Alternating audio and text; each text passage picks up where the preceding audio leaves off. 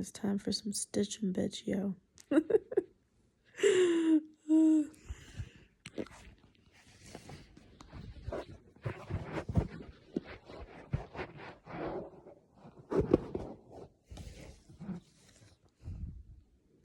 I'm working on this little guy here. Okay, so I gotta change the thread. We're gonna go with the gray. So I'm working with like 4 different thread colors.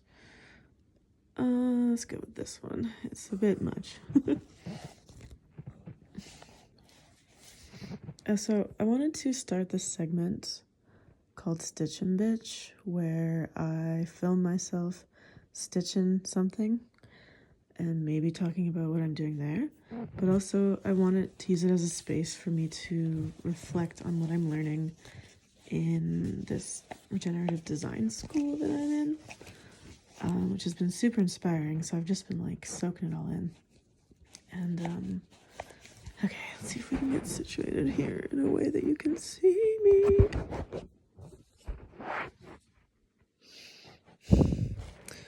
I need to get a stand or something because right now it's just like a piece of foam. Alright, so first off, these shells are super cool and they're super easy. I use some felting to give it shape. So that's what the white is in the center. It's just like wool. But then you come along with your needle and you're just weaving over these initial like lines that you've made all the way across here. Oh, I meant to do there too. Okay, that's fine. Gotta leave a little space in here. Okay, and you're just like weaving it around. So you go under, and then basically you go under 2 and up, and then under 2 and up, and you're like weaving, so you're staggering it, you're looping around each string, looping around, and you use your needle to kind of push it all down, and you just go whoop whoop whoop. I'm doing this blind to the camera. I have no idea if this is a good angle. Ugh, and it is hurting my arm to hold it like that. Okay. And then, yeah, so you just go around, and what I've learned from doing this is I secure down on each one, and then I go back to the start. And in this case, I meant to do a guy down here. So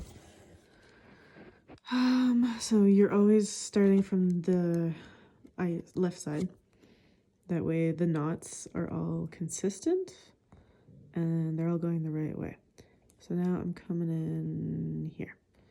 I'm backfilling a little bit. I'm adding some gray in to kind of blend the different colors together. So this one is inspired by the non-binary pride flag. It's going to be a brooch. I'm going to fasten a pin to the back of it, and it's going to have white, and then it's going to fade into yellow, and then grays and stuff. So yeah, I don't know, it's a fun way to make little like subtle ones. And this one here is sort of inspired by a few different ones because I use a lot of colors. So there's like gay men in here. I think there's some kind of like gender fluid. There's a lot of flags and a lot of terms that I'm still learning, but this is kind of like my way of learning. I'm going through and I'm doing a flag for like as many as I can, and they will be available for sale in my store. GatheringHunter.ca. I still haven't fully set it up, so it's not ready yet, but well, you know what it is. Yeah, so here I am doing some embroidery, and I just watched this incredible video put on by Penny in the Regenerative Earth School, but in the inner spaces. So it was one that was recorded a while ago. So I'm going through the school in a self-directed way where I can just pick and choose what interests me. And I'm so glad that I found these. They're like, it's really pulling in that kind of like divine feminine yin sense of holding space, learning how to create and facilitate and hold space for others to have, you know, feelings and working through things and all that, right? And today I learned about the different archetypal imbalances. So I thought this was just super cool.